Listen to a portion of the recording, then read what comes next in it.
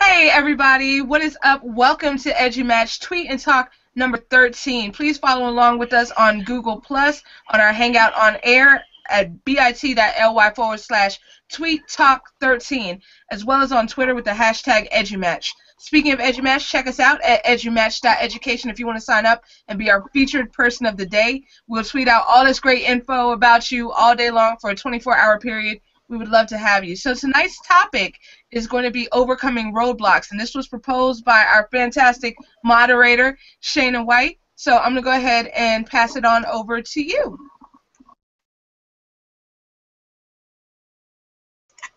Good evening. Hopefully everybody's doing well. I'll start off with letting everybody introduce themselves, and then we'll kind of dive into the topic. So we'll start with Carla. Tell us where you're from and what you do, and then we'll go down the line.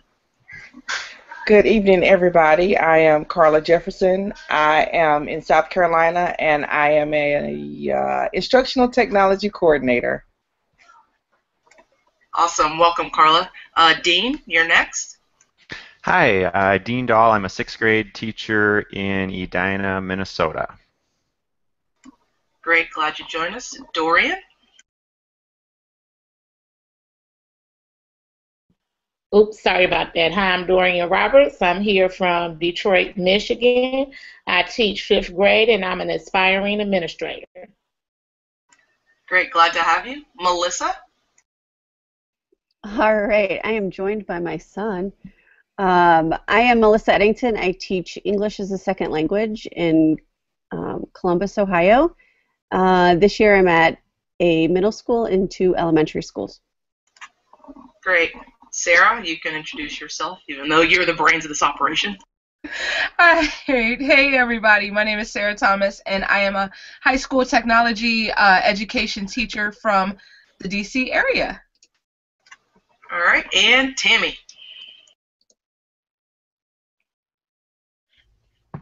Hi, everybody. My name is Tammy Neal. I teach tech and game design at a rural school in North Florida. Awesome. And I'm Shayna White. I'm an instructional, I guess, a technology coordinator in Atlanta. I wanted to kind of make this more free-flowing. Normally I have questions because I'm very organized and kind of in the box, but I want to make it a little bit more wide open today. So there's tons of roadblocks that I think that educators feel. I think newbie educators, veteran educators, people in leadership. Just want to kind of go down the line. What would be probably the biggest roadblock you think you've faced so far in your educational career? I'll start with Carla and work my way down.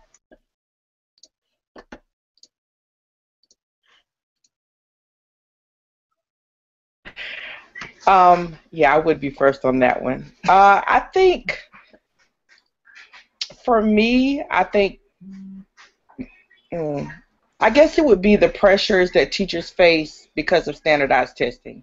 I mean, I think that would be the largest roadblock that teachers face or educators face in general.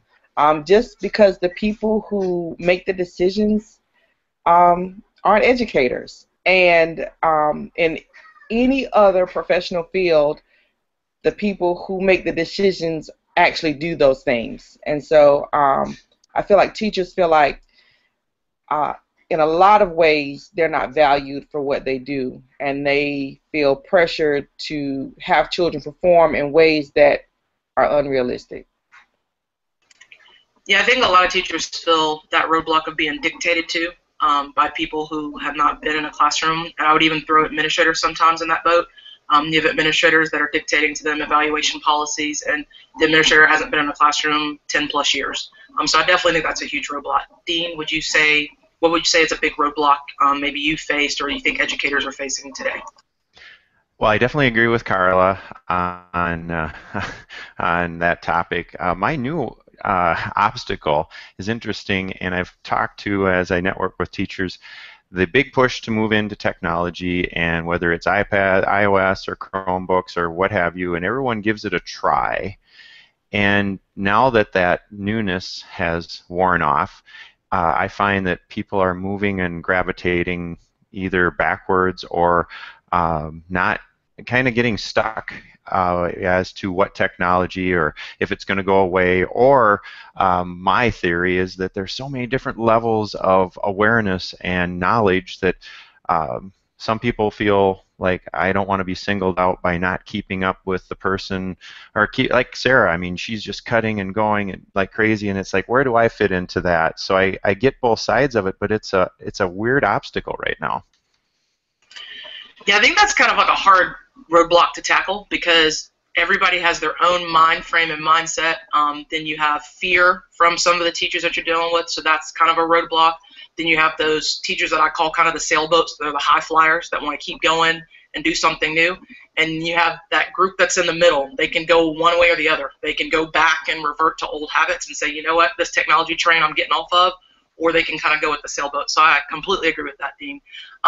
Dorian, what would you say as a teacher, maybe some roadblocks that maybe some of your students maybe face in the classroom that you've seen? I would probably have to go right now with the technology. Our state has adopted the Common Core and made it into their own, where it's now the M-step, so to speak. And just the assumption that all kids know how to work cell phones, kids are on cell phones all the time, therefore they know how to, all the intricacies of doing, and taking an assessment on a computer. And I think that is a disadvantage because as we keep piling more onto the responsibilities of teachers and students, we keep taking away the resources to help them become successful. Yeah, I think that's a big thing because a lot of kids, even in my school, and we're not as big as maybe, a Texas school or schools in New York, but we have kids coming in that have not even been exposed to technology, and I'm in a middle school. They don't even know how to pull up something as basic as a PowerPoint or Word document, or their big thing to go find research items is just to go to Google and type the word in and kind of hope for the best. So I completely agree with that. Melissa, what about the naysayers? I'm thinking with you being here in the Google Plus community and at this tweet and talk that you're probably one of the high flyers in your building. How do you deal with maybe the naysayers in your building or maybe in your district when they're kind of shooting down your ideas or kind of your ideal goals for technology or just your students? Oh, goodness. How much time do we have? No. I think, I tend not to like the word no a lot, and I will ask questions to try to get to maybe what I think is what is best for my kids or for the teachers. I started the Twitter chat for my school district, and it's been a struggle to try to get and keep people coming back. And I will talk about Twitter, I will talk about Voxer and all of these different social media outlets that I'm on, and I sometimes get eyes rolled and I'm like, no, but so I'm trying to find different avenues to get my message across, and not to be, well, if you're not this, then you must be that, or, the negative things. But I kind of wanted to go back to what you were asking, Dorian. The biggest obstacle for my students is, if you can believe it, they don't speak English when they walk into the doors of a U.S. school, fresh from Japan or China. And my obstacle for them is to try to educate the teachers on how to best assess them, what is it that they need to know, what is the other stuff that you can cut out to meet their needs in smaller doses, so they can be successful and not feel defeated all the time. So I know I kind of answered two things there, but. Oh, no, it's all good. I think that a lot of teachers struggle with that. The ability to take kids where they are and meet their needs where they are rather than putting them in boxes if they're an ESOL kid or if they're a special ed kid or if they're a minority kid or whatever the case may be. I think teachers, even though we seem to be huge advocates for the kids. Sometimes we can be the worst as far as putting kids in boxes and only serving them in whatever box they are in, instead of saying, hey, you know what, I've got to get outside this box to meet this kid's need, because they're coming in, like you said, not knowing English, or maybe they're coming from a disadvantaged socioeconomic background, whatever the case may be. I think sometimes as teachers we lose that in the mix because of Common Core, standardized testing, all those kind of like hierarchy items, that the kids kind of get lost in the shuffle.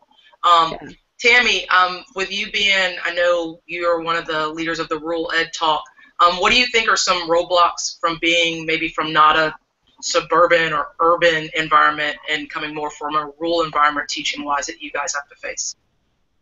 I think some of the roadblocks are that we don't always, we're not, how shall I put this?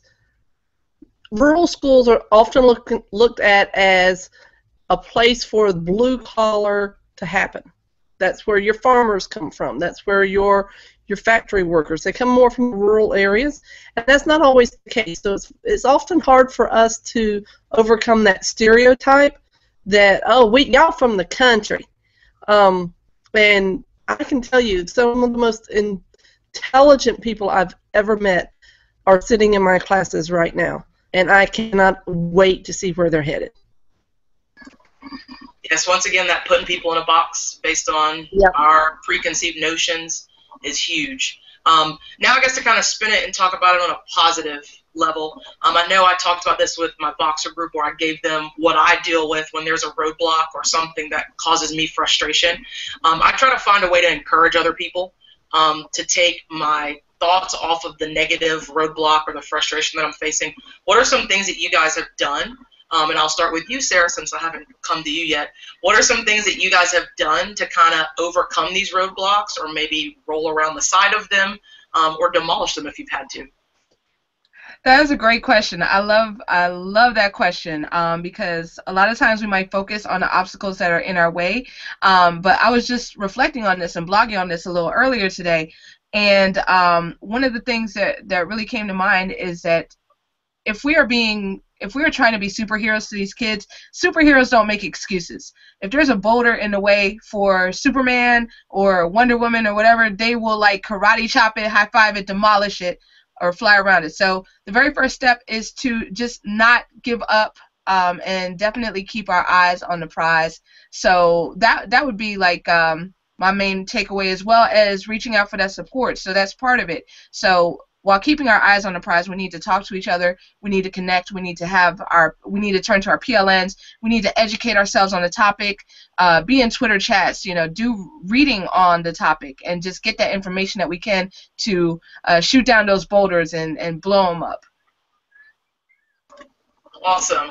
Blowing them up. I like that. I'm all about action.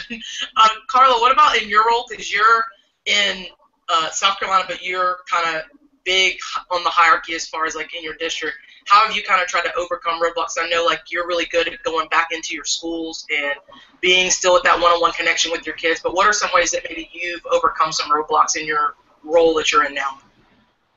I think a lot of it is just to remain positive and to find, I always say, we laugh in our office, if I have pleased one person today, I'm happy.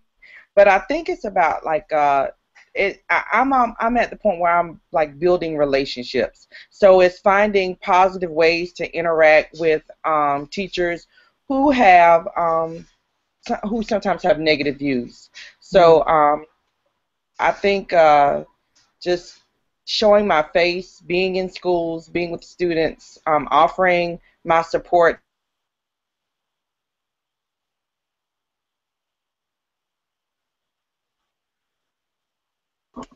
All right, I got some Carla. I don't know what happened. I'll just continue. I think that those are awesome ideas. I think I mentioned this to my PLN. Sometimes people, when they're negative, they're looking just for an audience. And if you don't necessarily feed into that audience of negativity, then they have no one to listen. And they're looking for somebody to go and complain and I don't like this and I don't like that. If you don't give that an audience, I think that helps. And a lot of times they're being negative because they're afraid. I think deep down a lot of times people are negative or they're naysayers about anybody that's trying to be a high flyer or do the right thing. They're naysayers because they're afraid. What Dorian and Melissa, I'll go back to you guys. What about like with your students? How have you maybe seen some of your students overcome roadblocks, or maybe how have you assisted some of your students to overcome roadblocks that they've faced? I'll jump in first. I think really just giving them tools and reminding them to bring their electronic dictionaries to school really helps. I use my paper dictionary and they'll use their electronic dictionary, but really just using tools that they have around them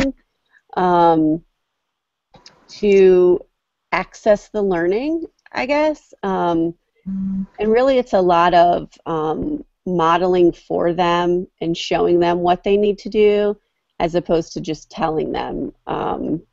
I find that it works really well if you actually show them instead of continue to talk in a language that they're not understanding. So those are some things that I've done. Dorian, what about you? For myself, I know I'm going to probably get into trouble about it, but there's no turning back now. I go back to the basics. I help my students go back to learning how to organize themselves, learning study skills. I really try to program my students to set themselves up for success. When I see a particular person go down that hallway, I open up my classroom door, and when I see them leave, I close my classroom door, and I'm like, these are the things that I need to cover with you guys to take you to the next level. I feel that sometimes we can really get into a rut of being dissatisfied, but I have to take the high road and choose what's best for the kids. And the kids see, my students see it, and they appreciate it, and they're like, because you taught us how to do this, we can now do this. And I don't have to backtrack as much, and I don't get that lack of retention, and I get them being more creative because I started with the basics. I think that sometimes we get really caught up in trying to stay on pacing that we forget about the elements. And that's what I really try to offer my students every step of the way. And after 15 years, they definitely appreciate it. And that's huge. I think those little nuances and pieces are almost teaching them how to advocate for themselves, to put themselves in a position where they're their own advocate, or they're going to give themselves in a position of power. And when you are in that position of power, you're a lot easier able to overcome roadblocks. Dean, did you have anything else to add about maybe how you've overcome roadblocks, or maybe some of your students overcoming roadblocks? I tap into the students seem to have sometimes a better grounded view of these roadblocks, or at least what we see in the classroom together. And even if they don't have the answer to it, it's cool to I don't know, share the learning with them, and it helps the roadblocks, at least the behavior aspects of it, and also you can bring it back to your team or your curriculum group with what motivates the students. Awesome.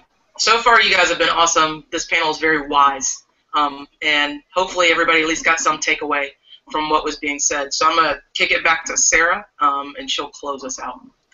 All right, so I wanted to thank all of you tonight for such an amazing conversation. Thank you again to Shayna for having all these great questions and facilitating this great discussion. Thank you to everyone also who was following along on the Twitter hashtag. Saw a lot of great conversation happening in that space as well. So this Twitter chat will be storified, and the Google Hangout on air, we're going to strip out the video and just post it on the iTunes store.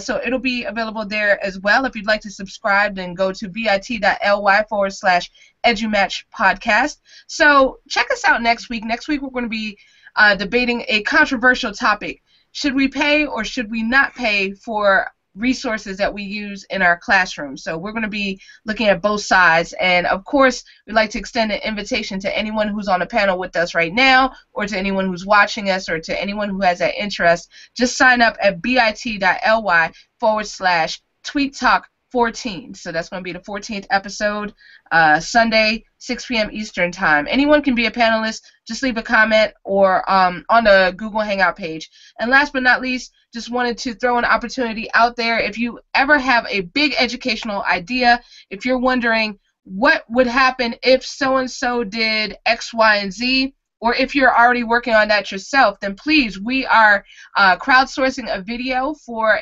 something going on at Michigan State University on November 7th. So check that out, bit.ly/bigeduideas. So we'd love to hear your different ideas and maybe get you some support on those ideas. So thank you again to everyone, and have a fantastic week.